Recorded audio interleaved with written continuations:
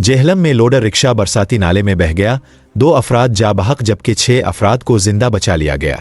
ये अफसोसनाक वाकया जेहलम की तहसील सोहावा में डोमेली के नवाही इलाके में पेश आया, जहां मूसलाधार बारिश के नतीजे में बरसाती नालों में तुग़यानी पैदा होने से एक लोडर रिक्शा बरसाती नाला उबूर करते हुए उलट गया, जिसके नतीजे में 2 अफराद डूबकर जा बहक हो गए। रेस्क्यू ज़राए के मुताबिक रिक्शा में 8 अफराद सवार थे, जिनमें से 6 को जिंदा बचा लिया गया, जबकि 60 साला आरिफ और 40 साला बूटा नाले में डूबकर जान की बाजी हार गए। जा बहक अफराद का ताल्लुक शाहदोला दरबार गुजरात से बताया जा रहा है। दोनों अफराद की लाशें मकामी अफराद ने निकाल ले।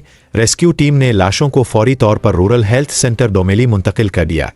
रेस्क्यू 1122 का कहना है कि बारिश के बाइस बरसाती नाले में शदीद तुग़यानी के सबब यह हादसा पेश आया है।